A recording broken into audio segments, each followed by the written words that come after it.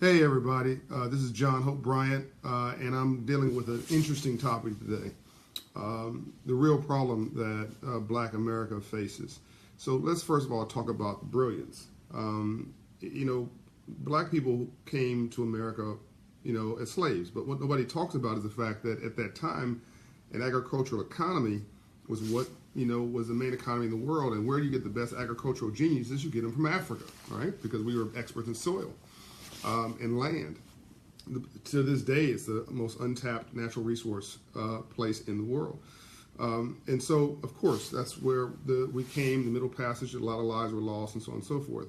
So we get here, and we built basically the economy of the South. Railroads were worth $2.5 billion in its heyday. Slaves were worth $4 billion. The Civil War, I'll go into this in another post another time. The Civil War was economic. It wasn't about race. It wasn't about hating black people. It was about building an economy, on free labor, brilliant free labor. In order to control 100 people on a plantation, when you have 10 workers with guns and they have to sleep at some point, you got to destroy the spirit of the workers. So when I talk about poverty, and I talk about it from non-financial terms, right? I talk about this in non-financial terms. And poverty has nothing to do with money. Half of poverty is low self-esteem and lack of confidence in yourself. Half. If you don't know who you are by 9 in the morning, by dinner time, somebody's going to tell you who you are. Then you got role modeling. You got environment. All right. So if you hang around 9 broke people, you'll be the 10th. All right. And then you've got hope. Aspiration. Aspiration is a code word for hope. The most dangerous person in the world is a person with no hope.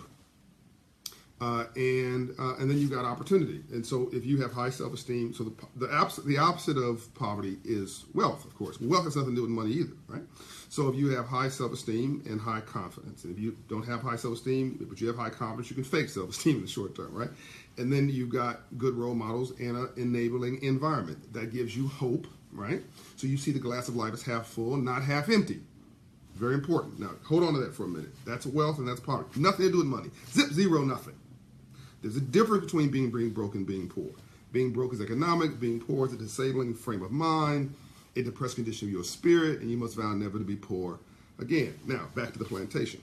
So in order for them to control, again, this is not racial. I'm not playing racial games here. This was about bad capitalism and folks trying to build an economy on the back of human capital, abuse human capital. So in order to control the situation, they had to destroy your spirit.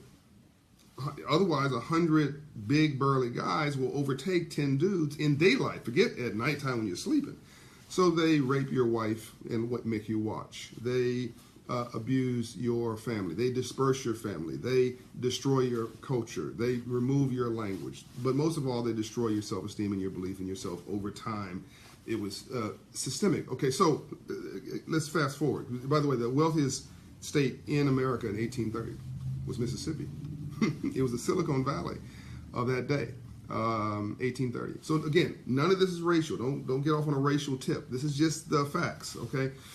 Because by the way, blacks also traded blacks in Africa. Black tribal leaders traded in slaves. So let's not get into a racial thing. Indians traded slaves, from India. Arabs traded slaves. African traded slaves. Europeans were, one of the most recent rivals to the slave trading. They exported slaves. That was the big difference. Okay, so back to the story. So what's the point of all this?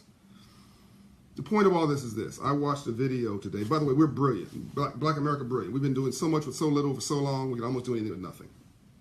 70% of black households run by women today and doing an incredible job of it. My mother, independent black woman, single black woman, raised me, my sister Monty, my brother Donnie, and I think did a great job with the exception of me. But she's an incredible, Juanita Smith, incredible woman. You heard the story of the Freedmen's Bank I've told. 2 years from slavery, 2 years from after the Civil War, here we are with a Freedmen's Bank, and we put 73,000 depositors, put $52 million in the bank. That's $100 billion today. And the bank failed not because black people were inept or stupid. The bank failed because Lincoln was killed and the guy who took over was a crook. I'll deal with that in another post another time. Frederick Douglass took over the bank, put $10,000 of his own money in it, which means he wasn't broke. That's $20 million today. He was a businessman who was about abolitionists, not an abolitionist. He was a businessman, owned property in Baltimore. All these stories we don't know. And a great prophet really of that time said the failure of the Freedmen's Bank did more to set free slaves back than 10 more years of slavery. Okay, but that's not what I'm talking about either. Those are all sub stories. I got a lot of in this series I'll cover in time. Here's what I'm talking about. I saw a video today. I'm not even going to tell you where it went because I don't even want you to go see it. I saw a video today of two black bloggers going at it with each other. They made a lot of money in Atlanta, tearing people down, sharing in gossip, whatever. Now they're going at each other. Somebody, they one of them leased a place to the other person, and the person trashed it, and the girl goes and does a video of her trashed apartment. Periscope of her trash apartment, and trashing the guy's reputation with it. Then they get personal, and then he goes back and forth. And my thing is, why are we doing this? Why are we broadcasting our drama to the world? If you want the guy out of your apartment, take him to court, right? Evict him, right? What's wrong with you that you feel you need to share this with the world? Okay, so here's the answer. This brilliant people that I love, my people, amazing people, after 250 years of slavery, 100 years of Jim Crow, ending in my lifetime, 1970, not 1870, for those who say that we're just tripping and we're too sensitive. 1970, when you couldn't go to the same water fountain as a white person. 1960, if you want to be conservative and say that's absolutely the truth, in more than half the states of America.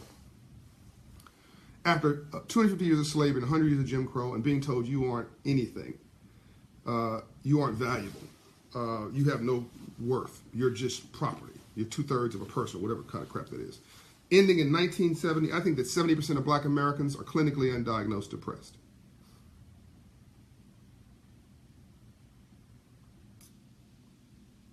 I'm going to let that sit in for a moment.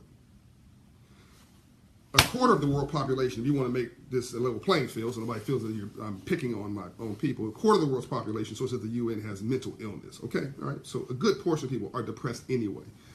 But when mainstream America has a headache, black and brown folks have pneumonia. I am convinced now that 70% of black Americans, because of this experience, are clinically undiagnosed depressed, which explains everything. Voting. We basically vote when we're proud or we're pissed. I think we're going to come out and vote a lot in this current election because I think we're going to be pissed. When Obama won the first time, we were very proud. We came out in masses. But normal people just vote. Just vote. What's that Chris Rock? He's got this great comedy skit. And you guys know I'm doing this live, doing it myself because I'm messing with even the camera. Chris Rock has this great thing, and he talks about, brother says, well, I take care of my kids. You're supposed to take care of your kids. You don't get a cookie for that. You don't get an award for taking care of your kids. Oh, I ain't never been to jail. You're not supposed to go to jail. You don't get a bonus for not going to jail. This stuff that we see on reality TV, there's something wrong with it. This stuff that I just saw with the bloggers, there's something wrong with this, right? The stuff that we do in our neighborhoods and our communities, or don't do, there's something wrong with it. There's nothing wrong with us. We're great people. We're God's child. We've been doing so much with so little for so long. We don't do anything with nothing. We should be in a loony bin, but we're not. And still we rise. But we have got to deal with our drama. We have got to deal with the reality of the situation, or it will never change. The most dangerous person you'll ever meet is a person with no hope.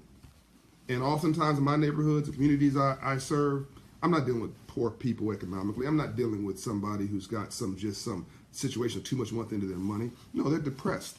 They're angry. They get up and goes, got up and went. The world's been unfair to them for a couple centuries. And it's like somebody coming back from war, but this is not a war of 18 months. This is like a war of 300 years, and they're affected by it. And that's why I think hope is so important. That's why I think that what we do is so important. I'm not crazy to think that I can eradicate poverty myself, right? But we can create a new trend line. Quincy Jones says it takes 20 years to change a culture. In the last 20 years, I'd argue we've made dumb sexy. We've dumbed down and celebrated it.